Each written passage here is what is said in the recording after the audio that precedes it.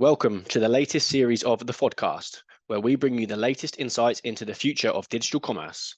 In Season 6, we continue to interview some of the most respected professionals in the industry as we broaden the topics to cover what it takes to build a business within e-commerce, navigating through business change, as well as the future of technology within digital commerce. As we continue our journey to have one of the best podcasts within commerce, we ask you to like and share within your network if you enjoy our content. Hello, and welcome back to the podcast, The Future of All Things Digital Commerce.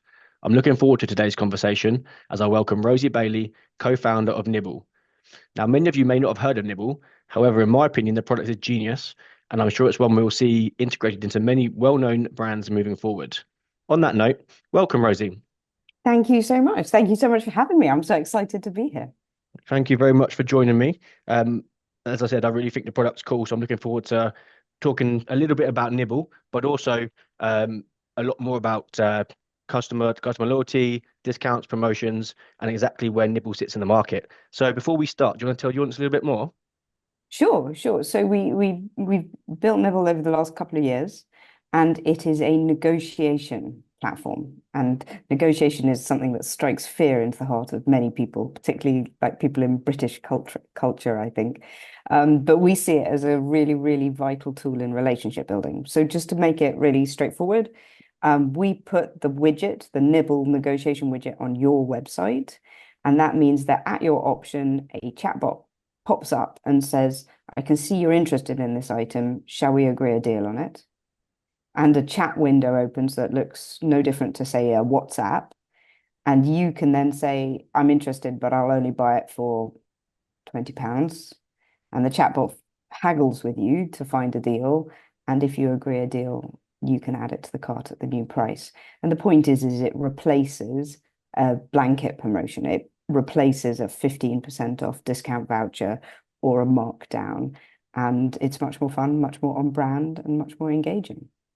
To that, I would certainly agree. Having had a little play with it myself, um, it's one of those ideas as well. I think is when you see it implemented, it's like, why have we not thought of this sooner? Well, It's really to be cool. fair, negotiation's been around for eons. And in fact, fixed price retail is quite a new invention if you sort of think about it that way. We've had fixed prices in supermarkets and in online commerce, but actually, before commerce was quite so well organized, maybe 150 years ago, it would have been totally normal to walk into a local shop and say, "Oh, could we do a deal if I'm buying double the amount of material to make my dress," or something like that. And I guess, I mean, that does still happen across the world, and it happens often in the UK. I guess you go to market stalls and traders and what have you. Then I mean, you do that all the time. I guess it's just become the norm that we shop in retail outlets where actually there is a price and you don't haggle. I Yeah. wonder if you could. I wonder if you could. I like. Can you imagine in the queue for the supermarket and be like, "Well, just before you go," like apocryphal stories say you can. But actually, I think we negotiate in more scenarios than we think about it. Obviously, when I say negotiate, you think about buying a car or getting a promotion.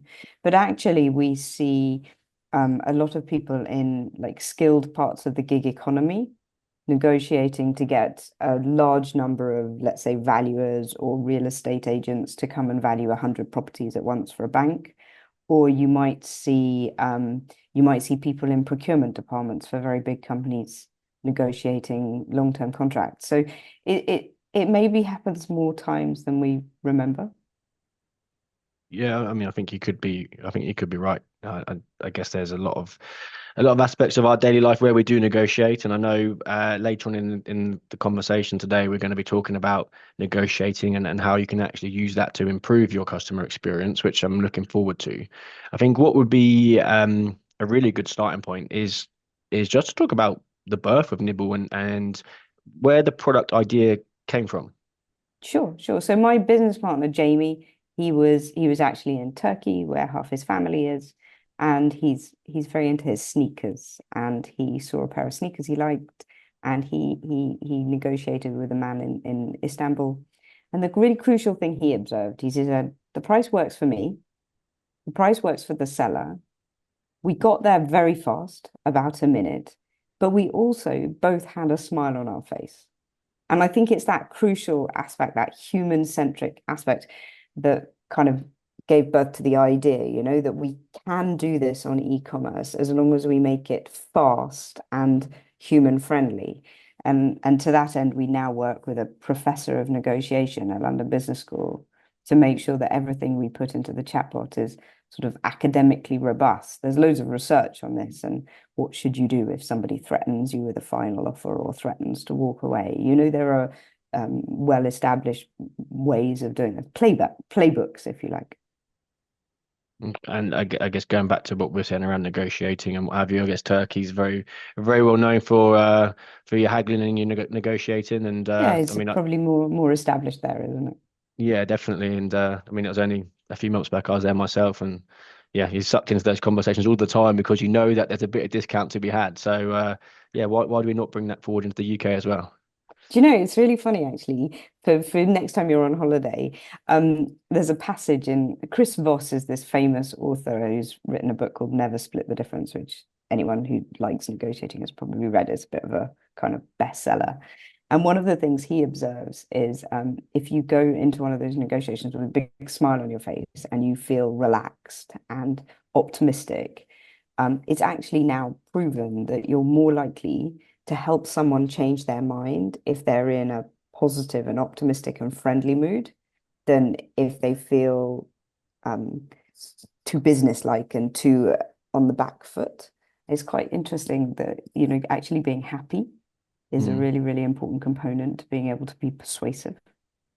And I guess it neutralizes the other person as well. They don't have their back up because you're not coming in like hard and demanding. There's a lot of scientifically backed evidence around things like that, like you said. I've also read the Chris Voss book.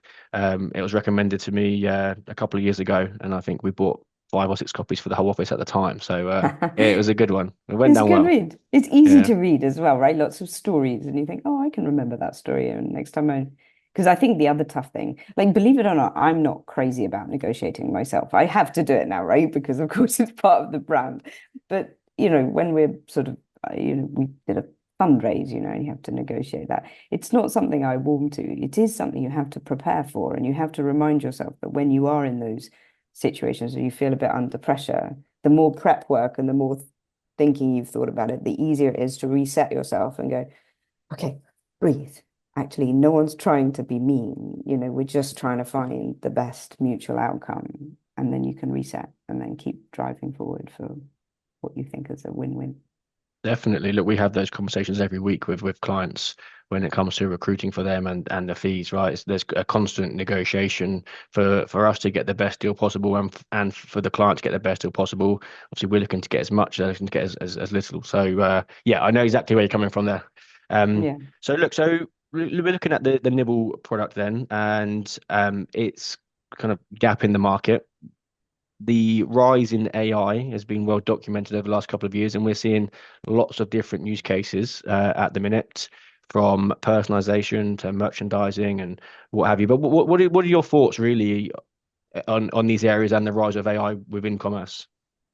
Um, so firstly, we started Nibble before Chat GPT, right? Okay, So we've been going since before sort of large language models or that aspect of AI. And certainly I think we both benefited and had some challenge from that, right? Like, because I think the benefit is everybody's now looking, and I do think that's wise. A lot of people say, "Oh gosh, you've got a hammer and you're looking for a nail," but the world is moving so fast now that I think some aspect of horizon scanning and seeing what's the art of the possible is really important, because otherwise you might miss a place to be imaginative and see where it fits into your business.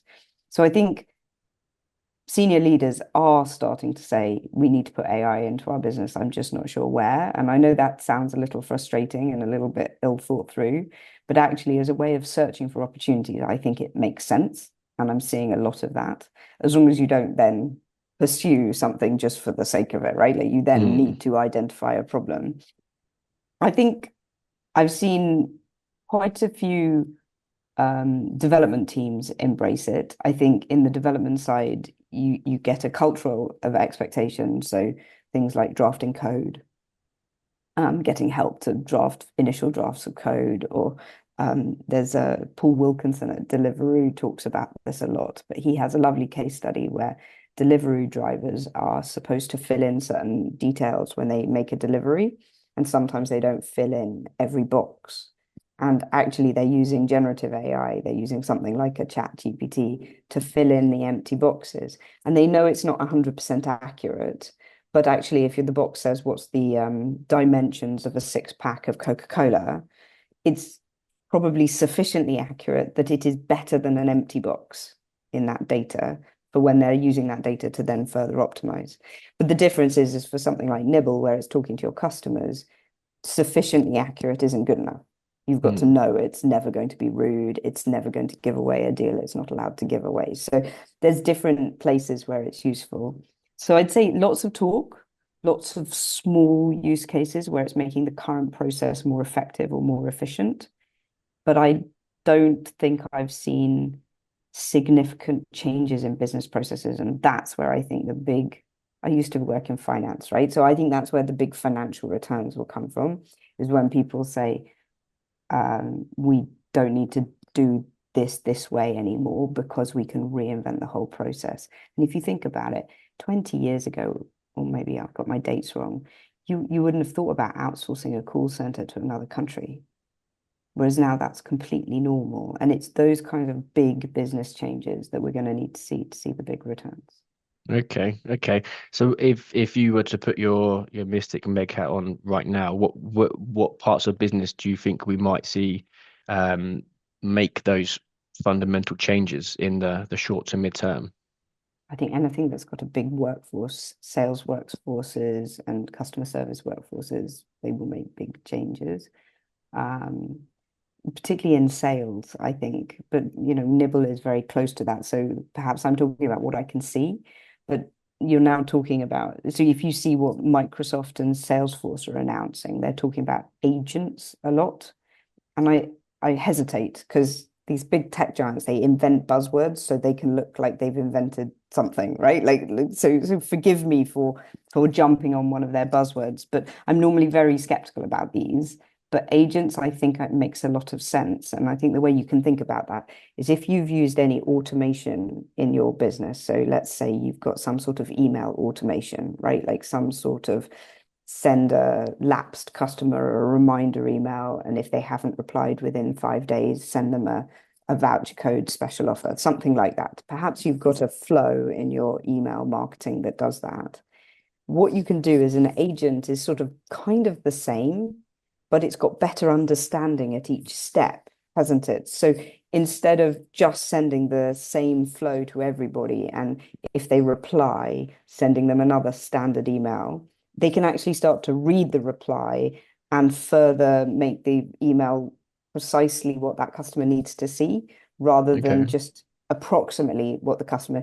Before, when you did the automation, you had to think about every scenario and then only automate for the situation that you could identify and make sure that it didn't blast that customer at something inappropriate. Whereas now, actually, it could probably tweak each of those stages much more effectively because it's got a sense of understanding at each of those stages that it didn't have before. Got yeah. Okay. That is interesting, and even the fact you mentioned the Salesforce agent itself, because last week I hadn't heard of the Salesforce agent. This week it's come up in at least four different conversations. Yeah. So as you said, buzzword is starting to filter its way through the market. And interestingly enough, I think both them and Microsoft and probably others, I'm certainly not an expert, the way they're approaching it is they're starting to sort of make that like open, right? So they're saying, here's the framework, but why don't you go and build an agent on this framework? And so for businesses like us, where we have a very niche expertise, we're really, really, really good at negotiations, but we're not trying to pretend that we're good at the whole flow of what's required in, let's say, a sales cadence. And so then you get to the stage when people like them can help us knit in to their expectations, right? Yeah. Okay. So when we look at when Nibble, we're looking at how we can as a customer to Nibble, how they can improve their sales process with their customers, Yeah. with I guess the intention of removing mass discounts and promotions over the course of a year. Yeah, totally, totally. Which, And so you might be at the moment planning your promotional campaigns for the year, and you know you're going to discount around January sales, and you know you're going to discount around Black Friday. But your other discounts are probably a little bit more responsive, like let's say you've got too much inventory, or you want to do a particular launch of a new product. And so those are the ones you're planning. And we had one client who used Nibble, and their average discounts were in the region of 18%, sort of 15% customer sign up, 20% like weekend flash sale celebrating, let's say, Valentine's Day or something. And when Nibble agreed an average discount of 9%, they just looked at that and said, that's half our average discount. Perhaps we're over discounting. And you just got this much better sort of understanding of what do you need to do to make the sales to hit your targets, rather than just giving the sort of what I would call the lowest common denominator, but that's a bit mathematical. but that's what happens, right? If I look at the emails I receive, the vast majority of them are 10%, 15%, 20% off. And as a customer, I'm loving that because I'm like, great. I know there's certain businesses that will send those out every month or what have you, and I will wait till I get that email come through, and then I'll go and buy whatever I want to buy. Unfortunately, I'm also quite a big returner. I hate to admit it, and I know that's not great, but hey, that's just the downsides of me buying products from companies that their sizes aren't all that I consistent. think everyone can take responsibility for that, right? Yeah, exactly. But I've always felt there's a better way in which brands can discount because I might be getting 20% off, but I would probably still have bought those products at 15% off. So whilst I'm benefiting here, the brand is losing out. And if you multiply that by X amount of thousands of customers, that's a lot of revenue for that brand. So when I at the start of the conversation, when I said I think this product is genius, I mean I really do because it can kind of give the best of both worlds. The customer can get a point in which they're happy, and the brand can get to a point in which it's also happy and still better off than just doing a blanket discount of, say, 15-20%. And you don't need to do a sort of slash and burn. And I mean, the absolute dream is it's completely win-win. So the loyal customer exchanges some form of their loyalty to get a better deal. The early adopter, the influencer, and it really goes both ways so that the customer can make a difference, right? They can say stuff to Nibble that says, actually, I'm a higher value customer. I deserve a better deal. And then the the stock can be managed a much more kind of flexible way through the cycle, and you have much, much less left over at the end of the season that you need to kind of really deep discount to clear. And so the idea is then you can work on a much more responsive model and try not to have these sort of big sales at the end and wasted inventory, right? So why is it you don't believe brands think strategically about discounting? I think they do at the beginning of the year, but then I think, you have financial targets. You might have debt repayments to make, or you might have sales targets to deliver on. I I also suspect that many brands think in sales terms and they don't think so much in profits terms. The profits are sort of looked after at the C-suite level by the finance director and so on and so forth. But the people with the KPIs, a lot of it's conversion focused. Um, and it's a simplicity, it's how you drive your business, isn't it? But at the end of the day, I think if you can think about them both at the same time, you can think on a profits basis. We talk to a lot of sort of digital trading directors, and bigger brands have this. It's a sort of version of stock management, and it's a bit more all-encompassing. But some of the smaller brands, they're still, they're just trying to make the sales, right? Yeah, well, it wasn't that long ago. We had Sam from Talent One in on the podcast, and I can't remember exactly what was discussed, but it was the end result of the conversation was it's like the teams in the marketing room, and it's like, what do we do? And it's like, oh no, let's hit the discount button. Let's give them 10% off. Let's get some more traffic to our website, and let's make some more sales. And it does seem like, for at least from an external point of view, which with like from mine, that is just what happens. You get to midway through the month, and it's like, cool, the discount codes start coming through. Yeah, and particularly people with significant liabilities, right? Like everybody's got payroll, but some people have debt and some people have big rent bills, and you can see that coming down you've got to hit your targets. So it's all very well saying let's be strategic, but sometimes you need to be tactical. Yeah, I mean, and I guess there's a best of both worlds as well, right? So okay. Do you see any brands doing the whole promotions and discounting well in the market at the minute? I think I think I've seen we've got uh, we've got one of our clients, so this sounds a little bit self-serving, but I do really like the approach, right? And they're in consumer electronics, and it's really cutthroat in consumer electronics. And we all know as buyers of washing machines and hair dryers and mobile phones, like you price check. They're big purchases for you. And so what they do is they put what they would call their best foot forward on the high volume sellers, right? So on Google Shopping and on Microsoft Bing, it's listed at the most competitive price that they can afford, and then there's no further discounts, right? So that might be the entry level flat screen TV. And then what they do is they put deals and discounts on the trade up, and it's just a little bit of nibble discount in that case, but it could be an advertised discount on the really premium flat screen TV. So you came to the website because there was a very affordable, very great deal on the entry level one. But then once you're there, you then dream about having the slightly better one, and that's where you get your discount. And I think that's really powerful because you've come it follows that emotional journey where you're dreaming about treating yourself to something slightly better than what you came to the website for, and they say let's make your dream come true, but without necessarily trashing their brand by advertising it too heavily at the beginning. Okay, and you're right. That is a very emotional journey. I actually got suckered into one of those myself recently, and I've been looking for a fitness watch for a while. And I mean, I was always going to get an Apple Watch. However, I had a code come through for a watch on. I can't remember if it was H. Samuel or Beaver Brooks, one of the two.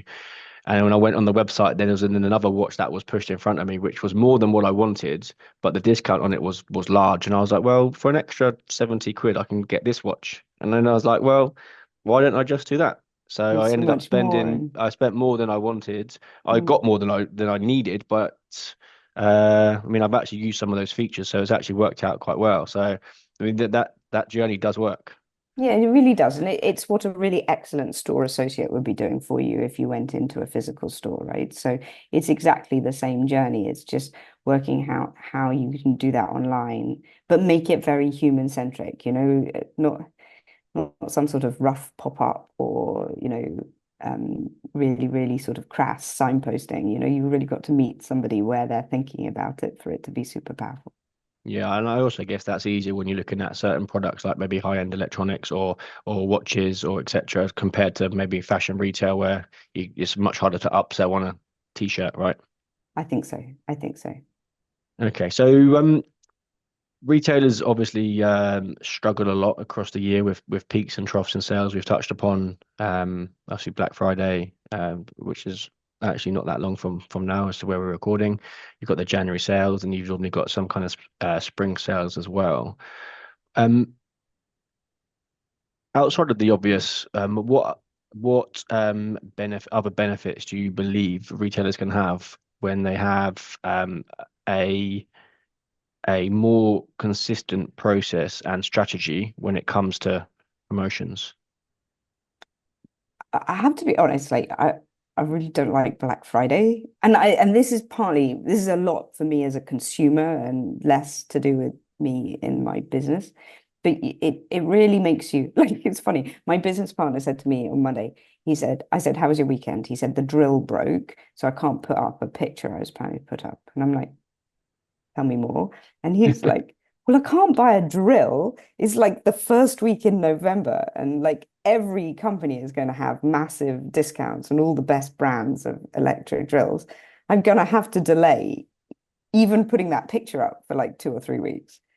And it was only half in jest, to be perfectly honest, right? And we've all become kind of slaves to this process. And then when you get inside the logistics of one of the e-com players, they've taken on extra staff. Their scaling of their service systems is huge. Their customer service team have got. I even spoke to one of my clients who said, oh, and she worked in the email marketing part of the company, it's a beauty company, and she had drafted the I'm sorry your order is delayed. I'm sorry your website is down. I'm sorry that we are out of stock of your item. And she had an example of 25 customer service apologies that they were already pre-drafted and pre-scripted and all ready to go. All because if that happened on Black Friday, they'd need to be proactive in keeping Mm. customers happy. And all of these problems just get bigger and bigger and bigger if you squidge all of your traffic into one section. Yep. And just give you one other story, just because it's interesting. I met somebody who makes furniture for luxury yachts. Quite a niche market. It's a great Very market, niche. quite Yeah. interesting, but very niche, right? Like small beds, small sofas, curved sofas, cushions that are in a very specific shape that no doubt come to a point or something. And they tried doing Black Friday, and they said all it did is squish their quarter four sales into 2 days. And they literally compared doing Black Friday to not doing Black Friday, and they made the same amount of sales at the same average discounts, but just without the logistics headache of dealing with them all over one weekend. So I do think you have to decide what's right for your brand. It is a brilliant opportunity to capture lots of new leads, new traffic. But if you do it in such a different way to how you behave the rest of the year, you'll capture traffic that is different from the rest of your traffic and may well be the kind of shopper that only comes back next year at Black Friday. Yeah. And you have to work out whether that's valuable to your business or not, which it may be if it's a high ticket intermittent purchase like a bed or a mattress or a sofa, but it may not be if it's a repeat purchase like fashion or beauty. And I think it feels like a bandwagon everyone needs to be part of. But I think you can do it in a much more considered and on brand way. Well, the last couple of years, we've seen a rise in brands advertise that they're not getting involved in Black Friday, haven't we? And that seems to do equally as well for them. You've got the sustainability focus and amongst other areas as well. But I mean, And you touched upon, oh, sorry, Karen. and if you can do that with capturing contact details, then you can just use it at a different time of the year, can't you? Definitely. Yeah, definitely. And I mean, you mentioned so many really interesting points then, and I definitely agree. As soon as you get anywhere near November, you start to question, do you need to buy this item now? Because there is a very, very good chance that it's going to be cheaper in 3 or 4 weeks. And we just do it naturally. So but then I guess that's why we've also seen brands start their Black Friday sale in October, which we've already spoken about offline, because they're trying to avoid that peak of traffic from sort of towards the end of the month. So it is. I get why they do it, but it is interesting though. But also we've seen the technology that powers these websites now, and whether you can handle that volume of traffic and the amount of websites that crash now versus 5 years ago is completely different. Mm. So it's interesting, and I'm really interested to see where this goes as well, because can it continue to get bigger? We're already seeing Black Friday in October. Like, at what point does it become Q4, a black Q4? Do you know what I mean? And it's like, okay, now that's just getting a bit silly. And I think the way the bigger companies can approach it is quite different from how the smaller companies can approach it. So some of these really big companies, like I famously on LinkedIn, like was commenting on Currys who have started really early, but they're not the only ones. I think John Lewis has got some Yeah, ads out. Dyson have, yeah, Boots, they all have, yeah. But I think what's interesting is these really big brands, they can have supplier supported, very specific campaigns, right? So week one can be, toothbrushes supported by Oral-B. And so they will have been negotiating those deals all year and they will be very smart, and they will still be making good margins on them because they're powerful and they're talking to all the powerful brands. I think it's much, much harder for a small independent to know where to put yourself because if you don't advertise any deals and discounts at all, you look like you're not participating in this event and this opportunity, and your regular buyer will say, look, I like buying from you, but I can see all of these opportunities on Amazon and other places. So I think you have to sort of try and find some messaging that kind of shows that you're not obstructing it. But then equally, you need to apply those same financial rules to whatever offers you make. Don't believe that those guys are making no margin at all. They've thought about this really, really carefully. And so if you just match them price for price or discount for discount, you may find that you really struggle. And I think that's the hard bit, is if you're a smaller brand, to know how to navigate that. I'm not saying it's easy. Yeah, well, that goes back to the strategic element, doesn't it? And looking at, okay, what at what point do we want to start prepping for it? How many units do we need? How much can we negotiate with our suppliers to get those units to then pass that Mm. on to the And we have customer, sort of special etc. Black Friday stock, as it were, that is slightly different. Yeah. Yeah, and there will be a million and one things that I haven't thought about as a consumer as well. So yeah. Okay, so let's go back to negotiation. I know it's something that uh, you believe strongly is able to improve customer experience when done correctly. We've already touched upon just having a smile on your face at the start of the negotiation can have a really positive impact. Um, why is this? Let's talk about negotiation because a lot of people don't necessarily like it. Yes, and we've done surveys actually in several different contexts, and consistently you ask, do you like negotiating? And in most areas, I get a 50-50 response.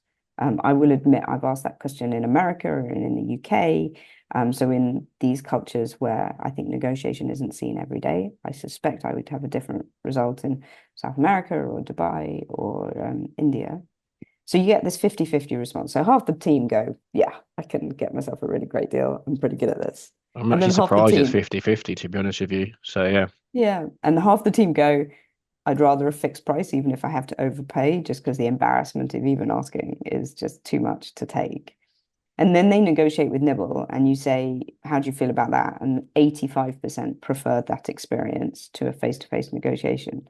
So the first thing I conclude is that a chatbot negotiation is more pleasant and less scary than a face-to-face negotiation. And actually, it's funnily enough, chatbots are used in other situations where you feel the same, like an embarrassing health problem. It's proven that you'd be more willing to give your details to a robo doctor than your sort of family GPs face to face.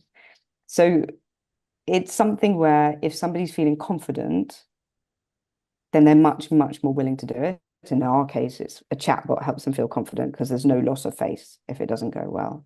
But the other way that you can be confident is you can do your work, you can do your preparation, and you can think about, well, what are all the things that they want? What are all the things they might ask for? What are my responses to all their normal asks? And then that forces you to think both, what do I want? And let's not under ask, let's don't ask for the halfway point as your first offer, because all that will do is guarantee you get less than half. And so you do all the work on what you want, what you need, what you value, but you also do the same amount of work trying to anticipate what they need, what they value, what they want. And that, for many people, should give you a lot of confidence to go into that conversation. And I mean, it happens to us all the time. Somebody comes to you and says, I'd like a big discount on the Nibble fees. And I say, hopefully, mostly, look, we're always happy to talk. And we do think about that kind of thing if you're a large volume customer. So what volumes are we talking about and what volumes are...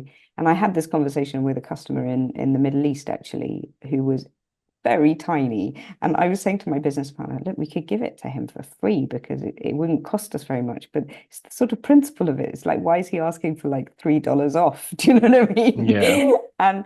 And actually, we got to the stage and he said, oh, what you don't know about my business is this is just a very small part of a very large business, and I'm planning to grow a huge amount. And I said, that's fantastic, because now I've learned that. I can tell you that when you do grow that amount, I am totally delighted to have a conversation with you about long-term commitments and long-term discounts. And of course, now we both walk away from that conversation ambitious for his business's growth. And that's just a nice place to be. That's relationship building. And so I think I see so many situations, but I am looking for it. It is my business, right? I am now I'm alive to it. I see so many situations where a negotiation or even a failed negotiation is just a chance to understand what each party wants and plan for the next time that you might have that negotiation.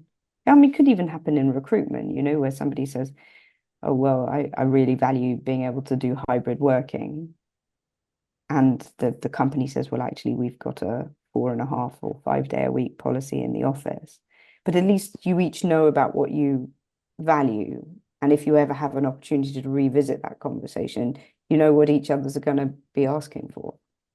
Yeah, yeah, I definitely. I don't think that's, if we're being honest, there's probably far more failed negotiations in life than there are successful negotiations. And I still uh, take the bins out sometimes, not often. so you've lost that one then. Um, However, it's as you said, if you handle that negotiation well, then it will leave a good experience for the other party, and you both know where you're going to pick up that conversation from again in the future. Mm. So that makes sense. Just go back to like why people are scared of negotiating. I find that really interesting because I mean, as you said, the survey that you did was in the UK and the US, maybe where there isn't as much negotiation as in other areas of the world. That's only going to get worse though, right? Because as we're not negotiating more, our children won't be negotiating more, and their children won't be will be negotiating even less. So do you maybe see a world where there is very little negotiating? I mean, that probably sounds quite extreme now, but I mean I that's hadn't thought possibly where it's about going to that. go to. I was at a B2B e-commerce event yesterday, and somebody said as a throwaway comment, look, everybody in procurement departments now is between the ages of 20 and 35. And the last thing they want to do is speak to a sales agent. And the very last thing they want to do is negotiate face to face. And they didn't even know I was in the room. It was just a completely throwaway comment. And you're sort of sitting there thinking, I do think the rise of digital environments where you can be making friends. Do you know what I mean? Messaging on Instagram, playing a mass participation computer game, and these are lovely ways to meet people, especially with no boundaries of geography, right? Like you can make friends with anyone in a different country and so on and so forth. And I know lots of people who've made really powerful connections through social media and so on and so forth. But at the end of the day, what's different about it is you control your environment so much more. If you don't want to take a phone call, you can see the name recognition on your mobile phone and you can not take the phone call. And if you don't want to look at everybody's beautiful holiday pictures, you just don't log into Instagram. And negotiation is like one of these things you definitely don't have control over, right? Like the other person has strong views too, you have strong views, and you don't know what they're going to say next. And I think that unpredictability scares people, and it's something that we're coming across less and less in day-to-day life. I'm often Yeah. asked, will we have AI to AI negotiations? Um, Okay. Well, and what do you say to that? got no idea. Okay. Well, I mean, if you look at sort of where this conversation's gone, then you'd probably say yes. Yes, I think there will be some. I think big businesses will have AI to AI conversations. The place where we play a lot is where a really big business wants to have a conversation with an individual or a very small business, either because an enterprise is selling to a small family-owned business, or because a person is trying to buy off a really big company, or because a small farmer is trying to sell supplies into a massive supermarket chain. Do you see what I mean? So these are brokering. Those ones I think will be slow to automate both sides because I think in that conversation, the little guy, as it were, won't have the same resources to develop their own AI agent as the big guy. Mm. And they have a small number of high value transactions. Even somebody shopping online, you have a small value of transactions that mean a lot to you. And so the idea of automating that or giving that to someone else is counter to most people's values. Whereas from the big guy's point of view, from the enterprise perspective, they're having thousands or hundreds of thousands of these conversations. And so automating is necessary, not just desirable, but necessary.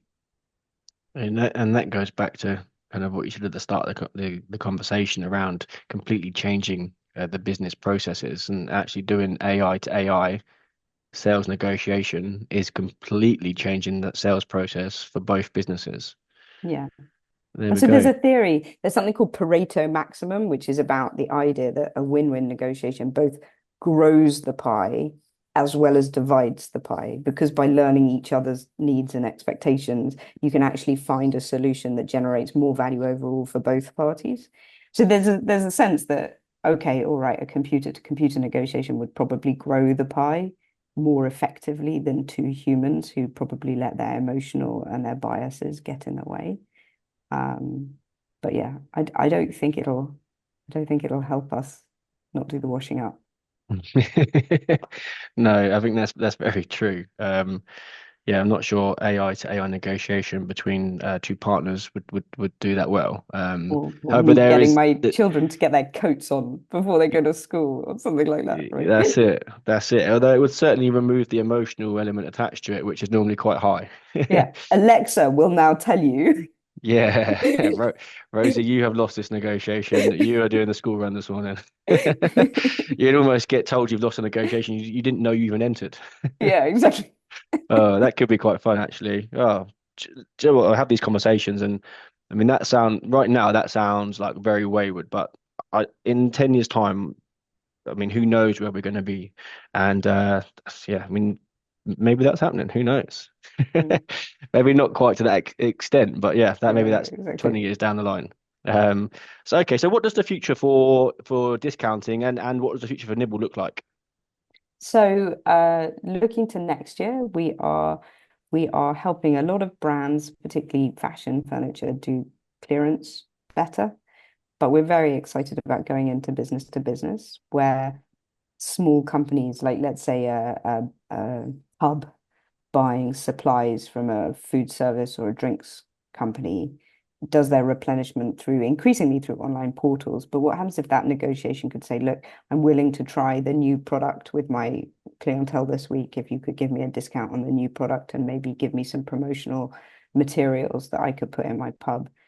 So I think in B2B, where negotiation does still happen, there's probably quite a lot we can do. And also in procurement, where people have a tail spend, they have hundreds and thousands of suppliers that account for important but very small financial parts of their business.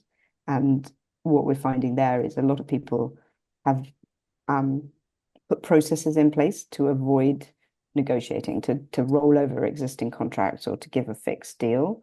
And actually, for those people, having an AI conversation is actually better than having no conversation at all. Okay, okay. Feel like I mean I mean that could definitely happen, and the use cases, particularly with the pub one you mentioned, is a good one. I can tell you my It's dream, though. Can I tell you my dream? yeah, Especially if go they're for listening. I want to renegotiate my Virgin Media broadband contract with Nibble. it. That's your dream. That's the dream. Okay, okay. At the Is that is moment, I phone them up every 2 years and tell them that my husband's moved out, so I have to cancel his subscription. And then he moves back in, and then 2 years later, he calls them and say, "I've moved out." Do you know what? That's such a good example, actually, looking at like TV and broadband subscriptions because they're always giving the best deals to new customers. Yeah, And that is an industry that's prime for a negotiation software like Nibble because I'm sure there are millions of people out there that have similar tactics around how they can cancel their contract to reestablish them, or you give it the whole call them up, you sit on hold for a long, long time, which is a bad customer experience, to then threaten to leave, to then get pushed to a manager that escalates it as much as they can to then give you X amount off. Um, do you know what it's like car insurance as well, home insurance, all of those industries where you're signed up to these yearly, 2 yearly rolling contracts to then get chucked a massive price hike at the end of it is the so customer experience frustrating. for them is awful, really frustrating. But So also, actually something like this would be great. if they were more confident in the renewal rate, I've looked at the financials of this, right? So if the provider was more confident in the renewal rate, they wouldn't have to differentiate so heavily between new and existing customers. Basically, when they take you on, if they were more confident that they could keep you for 10 years, they wouldn't have to discount so heavily to get new customers in. It's a sort of leaky sieve problem, isn't it? Right? If they know that their average retentions are quite low, as in Mm. people leave after 2 or 3 years, then they know they have to fill the hopper really aggressively and give really aggressive discounts. If by having a much more effective conversation with you at your point of renewal, they got more confident that they'd be able to have you renew, they wouldn't have to fill that copper so aggressively, so they wouldn't have to give such deep discounts here. So they wouldn't irritate you quite so much of that differential. Do you see what I mean? But Yeah, it's yeah, about getting off that um unhealthy cycle. yeah. I agree entirely. But if they didn't up your price by 40% at the end of the contract, then you wouldn't even entertain going elsewhere because it's a bit of faff. And for a couple of quid a month, you'll probably be happy. It's when you can go elsewhere and save 20, 30 pounds a month, which is when you're like, okay, well, actually, Joe, that's a lot of money over the course of a year. I feel a bit cheated, right? Yeah, and that's it. It's worth sucking up like a 2 hour phone call of pain with five different people to leave. Do you know what I mean? Because again, that's a painful process in itself. Um, but uh, but there we go. Probably a good point to wrap up then. There's two industries that would really benefit from an advanced negotiation tool. I wonder where they can find Um, one of them. Hey, Rosie. I wonder. Well, there we go. Well, if you're listening from those industries, you know what to do. Rosie, thank you for joining me. Thank you. It's been an absolute pleasure. It's been such fun chatting, and thank you very much for your really excellent questions. Well, I really enjoyed the conversation. As I said at the start, it's an area that I do feel a lot can still be done. When I think about that, I think about retail as that's one of the core areas that we deliver into as a business. But actually, as we've identified in this conversation, there as almost every industry can benefit from an advanced negotiation tool for all of the reasons that we've discussed. With one of the main ones being a better customer experience, which we know has so many benefits. But I hope you've all enjoyed it as well. Thank you very much for listening. Please do like and share, and I look forward to seeing you next time. Thank you. Thank you. Thank you.